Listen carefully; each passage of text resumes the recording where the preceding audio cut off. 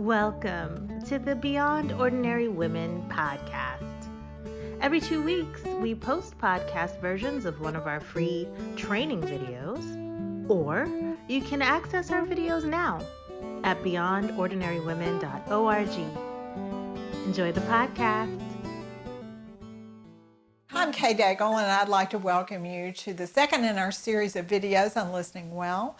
Once again, I'm here with Cheri Hudspith, whose information, whose expertise, whose example in the area of listening well I have personally appreciated, and so I invited her to join our conversation about this and share what she has learned and what she knows about listening well.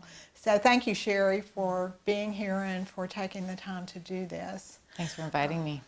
You know, we're focusing on small group leaders. The first video that we did focused on how a leader would work beforehand to be listening to God just for her own life and preparation. And in this video, we're going to focus on the small group time itself and how listening plays a part of that. And you know, Cheri, as someone who's led small groups and been in many small groups through the years, I know that we all have a heart to listen, but we just don't always do it very well. Yeah. And so what would you say to a leader to help grow that area of their lives? What do they need to know? What advice do you have? Yeah, so distractions, are a big deal. And as a small group leader, you're developing skills, like you're developing management of group skills and paying attention well to everyone and figuring that out for yourself. Like there's a learning curve for lots of us as we're leading small groups. And then every small group you have has a different group of people, and the dynamics in terms of what you're paying attention to literally changes with every small group because of that. That's the truth. Amen. and you want to be relational, like you really want to love people well so sometimes the two things like push against each other. So the distraction of paying attention to that can be something that's going on for small group leaders. The other thing that can be going on is just we live in a culture that's highly distracted. So you can have a group of people coming together where it's just the way they're living their lives. And to ask a group of people to focus in on each other and on the Lord for an hour, hour and a half, however long your small group time is, can be a challenge. And so I think one of the things that can be real important to do is to just really pray about that at the beginning of our meetings together.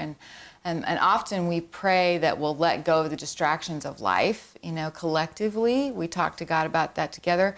But as a leader, we probably should be asking the Lord to help us to focus in on Him, because He's the real leader of our groups, and He knows when we need to pay attention to dynamics and move things along, when we need to let it go and stay paused in some place longer than another place, and He'll help us with those things. Those are really great thoughts and things that I have certainly observed and experienced myself. Even the conversation, I know that leaders can get caught up in trying to be vulnerable and open, and that's part of their personal dynamics. I want to be vulnerable and open with the group, but they talk so much about themselves that the rest of the group never feels that they had a voice. Yeah, you can be as a leader a distraction to the group. That's a good way to put it. And so I do find myself praying about that quite a bit. Lord, are you asking me to lead out? Because people won't participate unless I lead out. Like that's the dynamic that I'm dealing with on this particular week with this particular lesson. Or is it that I need to be slow to speak and someone showed up that's like got a great story that we all need to hear, or a great question we all need to consider together. And if I jump in, I may keep them from sharing what would be the best part of the meeting. How do you listen to God in the middle of someone coming in with a story, or someone who, our tendency is just to want to stop them. You're going on too long, I need to move on. How do you turn your heart, just as the leader sitting there, where you're really trying to pay attention to what God's telling you to do in that situation? There's a couple of thoughts here. Like avoiding fixing, advising, and rescuing makes... say that again. When we avoid fixing, advising, and rescuing people in their stories, it actually gives them the opportunity to tell their stories, and there's a kind of a natural end that comes to a story like that. Part of the reason why stories can become so long is because we keep asking questions or we keep giving them advice, and then they feel like they have to tell you another part of the story that they didn't include in the first part because you haven't totally heard them, and that can stretch out that process to be longer than really the group has the opportunity to contain for each person. Mm-hmm. And so like just giving them the space to be heard and known many times can be enough for what they really need from the group. How do you keep the group from doing that? Is it because you have modeled it for them?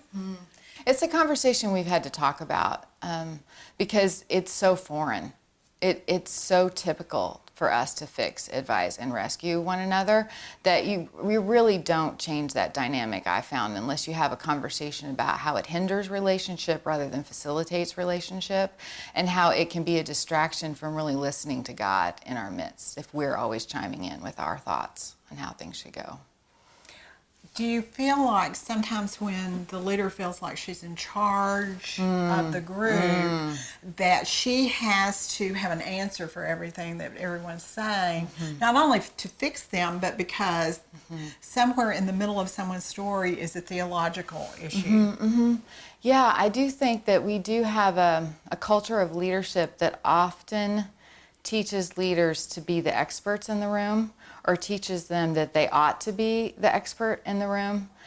And when you compare yourself and what you know to what God knows, and how you can meet them in that, it feels a little short-sighted for us to carry that weight, or to think that we should be carrying that perspective of being the expert. So I like to think of it as you're opening up your life by sharing with me, with us as a group, what's going on with you, and we're looking to God together, who is the expert. And if you have questions that you want to ask out of our stories, there's something about what you've heard us share about how God has met us in a part of our journey that's similar to yours, then, I teach groups, you're welcome to ask those questions, but we're not going to jump in with that right away. And we pray about it. Lord, what do you want us to say? Is there anything you want us to say? So that automatic thing stops when you make a decision to pray before you speak. What you're describing requires that you're trusting God's at work and He doesn't have to use your mouth. Is that right? It's true. It is. That's a very good way to put it. That is what you're trusting. It's very countercultural, isn't it? It is. Which is amazing when you think about it. That would be counterculture in the church, but it's true. Yes. Yes, it is very true. What other thoughts do you have just about listening to God in the midst of the group?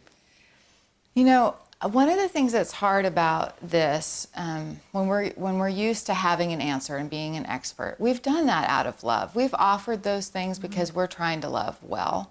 And so when you let go of this being your automatic way of interacting with one another, initially you can feel a little bit like, am I being loving? Or am I being unloving by not having a response?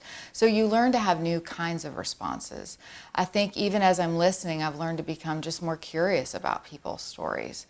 And I've become curious about who they are and that they're different from me. Their story isn't identical to mine. And what can I learn by actually really listening to what they're saying and not being so quick to form an opinion about what's being shared. And just remaining in an open-hearted posture towards them gives space for the Lord to impact both my life and their life. So it's something that I'm doing. And then I think also being incredibly thankful when someone shared their story with you and you've listened to it, it's such a good thing to just simply be incredibly grateful that they were willing to trust you with that. Yeah, that's a great point. Well, do you have anything else that you'd like to share that's on your heart for small group leaders as you think about listening? There's a quote, I have it written down here, it's David Augsburg, and he says, being listened too, is so close to being loved that most people cannot tell the difference. So I think if we really started to be curious about that and embrace listening and coming to know people through their sharing their stories with us and watch for how that impacted them, why do they feel so loved when we're doing that? Well, it's because they're known. The truth is being known about them, and pursuit of the truth is possible from that place. And when God's in the middle of that, transformation, freedom, fruit of the Spirit, like all of those things are possible. And so it's an incredible launching pad for relationship and the possibilities in relationship. Well, thank you so much, Cheri. I know that this is going to be very helpful to many who are small group leaders out there. And if you have questions or you just would like someone to pray with or to talk through some of these issues, we would love to talk to you at Beyond Ordinary Women. Just go to our website and contact us. I would love to pray with you or talk with you about this. And if necessary, I'll call Cheri and get her expert advice if you ask something too difficult for me to answer. But we do hope that you will join us for our third video, which we'll talk about the after, which to me is that part that probably not, but very few small group leaders even think about. Because after means you're on to the next week, you're on to the next thing, and yet Cheri will share with us that there are important things to do after the small group meeting. She also has some reflection questions from each of these videos that is downloadable on our website, beyondordinarywomen.org, on our research source page. So thank you again, Cheri, and we look forward to the after. You're very welcome. Me too. Thanks for listening to the Beyond Ordinary Women podcast. You can find more podcasts and information about women in leadership by going to beyondordinarywomen.org. This podcast was produced by Beyond Ordinary Women Ministries. Our production team includes Evelyn Babcock, Kay Daigle, Kay Halligan, Deborah Herring, Sharifa Stevens, and John Sparks. Theme music, Back in Stride by Don Miller, used by courtesy of Christine Miller.